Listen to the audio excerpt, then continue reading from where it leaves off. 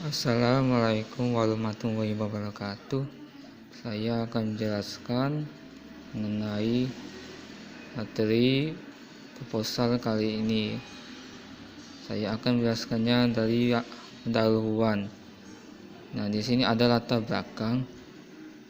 Latar belakang dari proposal saya ini yang akan saya persembahkan ini. Indonesia merupakan salah satu negara kaya akan jenis tumbuhan obat. Sebanyak 1.680 telah diketahui berhasil sebagai obat. Daun salam merupakan salah satu tanaman obat yang sering digunakan di masyarakat Indonesia untuk mengatasi berbagai penyakit. Daun salam mempunyai aktivitas yang berperan dalam pengobatan jerawat seperti antioksidan, antiinflamasi, antibakteri. Jerawat merupakan salah satu penyakit infeksi kulit berupa peradangan yang biasa terjadi pada usia remaja. Jerawat dapat disebabkan beberapa faktor seperti peningkatan produksi sebum, perubahan keratinosin, serta peran dari bakteri yaitu Propionibacterium acnes. Pada umumnya pengobatan jerawat pada masyarakat masih menggunakan bahan kimia seperti antibiotik, gel clindamycin, benzoil peroksida, dan sulfur.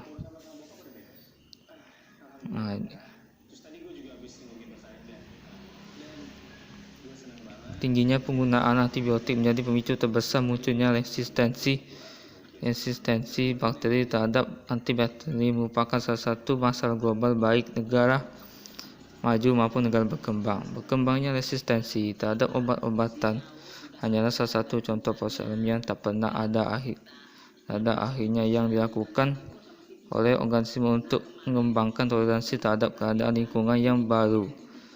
Resistensi terhadap obat pada suatu organisme dapat disebabkan oleh suatu faktor yang memang sudah ada pada mikroorganisme itu sebelumnya, atau mungkin juga faktor itu diperoleh kemudian organisme resisten mempunyai gen yang berfungsi melindungi bakteri tersebut dari pengaruh bakterisidal antibiotik. Beberapa individu dalam suatu spesies bakteri membawa gen resisten suatu terjadi infeksi, kemudian memperbanyak diri, sedangkan gagal yang sensitif terhadap obat atau mati.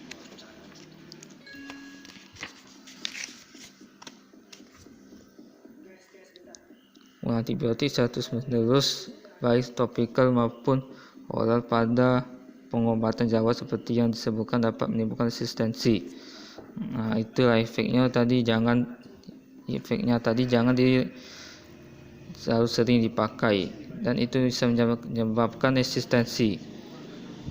Ini penjelasan mengenai daun salam. Daun salam adalah salah jenis satu tanaman yang mempunyai manfaat untuk kesehatan, salah satunya sebagai antihipertensi.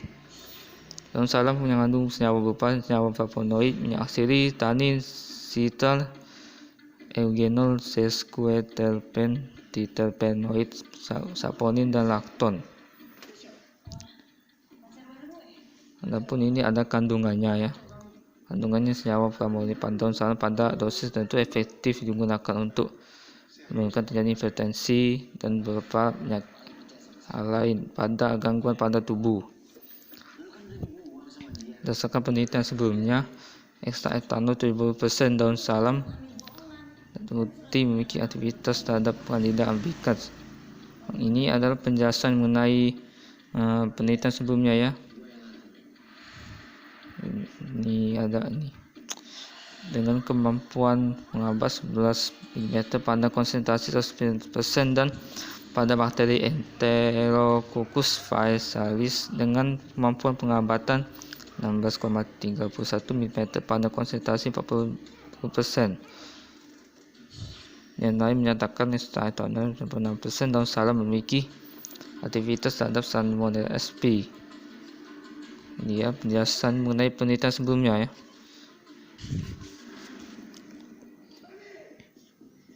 Ini ada identifikasi masalah ya. Ini berdasarkan latar belakang yang sebelumnya yang sudah saya jelaskan ya. Ini ada ekstra daun salam. Yang pertama ini, ekstra daun salam bisa mengatasi peradangan kulit seperti mengatasi pertumbuhan jerawat. 2. Pemanfaatan daun salam sebagai pengobatan alternatif pengganti penggunaan antibiotik. Hingga minimnya pengetahuan masyarakat tentang kandungan daun salam. Ini ada beberapa pembatasan masalahnya juga. Terus ada rumusan masalah, tujuan penelitian, dan yang terakhir ada manfaat penelitian ya.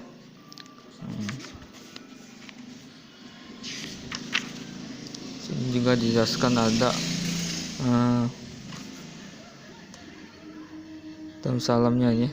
Ini ada penjelasan lanjut dari daun salam ya. Penjelasannya lebih lengkap. Di daun salam ada tanaman yang memiliki nama lain Psyllium polyanthum. Daun salam sering digunakan terutama untuk bahan rempah-rempah pengharum masakan di Indonesia Tenggara, termasuk di Indonesia. Ini juga ada.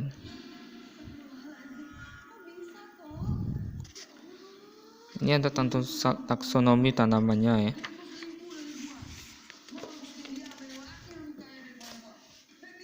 Ini ada nama asingnya juga.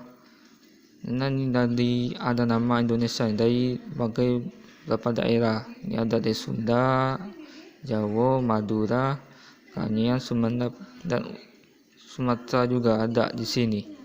Bedanya penyebutannya ini beda-beda loh. Ini ada juga morfologi daun salam. Daun salam tumbuh subur di atas tanah datar rendah sampai ke 3.400 meter di permukaan laut di Pulau Jawa. Daun salam punya pohon yang besar dan tingginya bisa mencapai 20-25 meter. Ya, penjelasannya morfologi daun salam.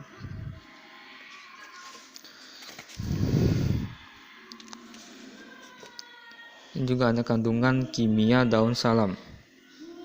Ini daun salam mengandung metabolit sekunder yang memiliki banyak aktivitas farmakologi dalam mengatasi berbagai penyakit. Jadi ini ada beberapa kandungan yang bermanfaat dari daun salam ini ya, seperti yang dijelaskan ya, metabolit sekunder yang memiliki banyak aktivitas dalam farmakologinya.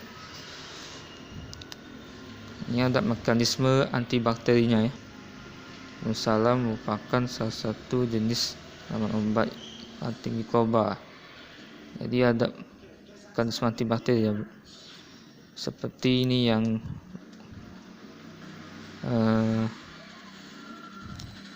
untuk ini ya, yang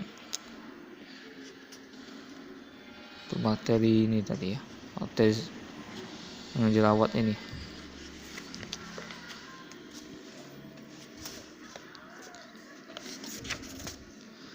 Berarti yang ditentukan oleh ini ya, tidak usah jelaskan ya.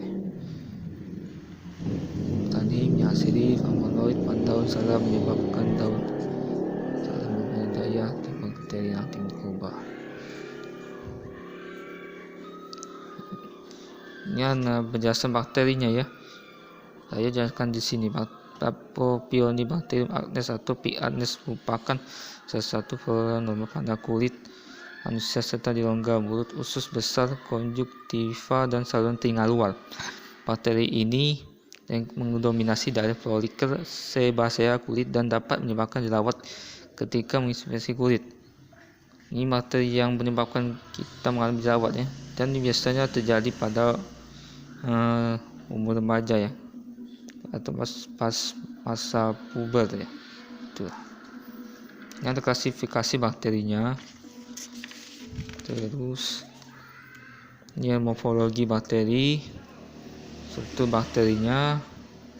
Bakterinya ada 1 kapsul, ini 2 dinding sel, ini ada berlapis-lapis ya.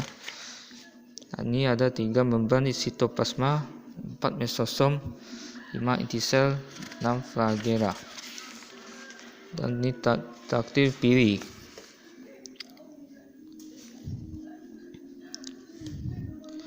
Ini sifat pertumbuhannya ya. Pertumbuhannya ini Cara anaerob ya. pH yang cocok untuk pertumbuhan bakteri ini berkisar antara 6 sampai 7. Habitatnya ini penjelasan habitatnya, itu antigen. Ini ada daya tahan patogenitas.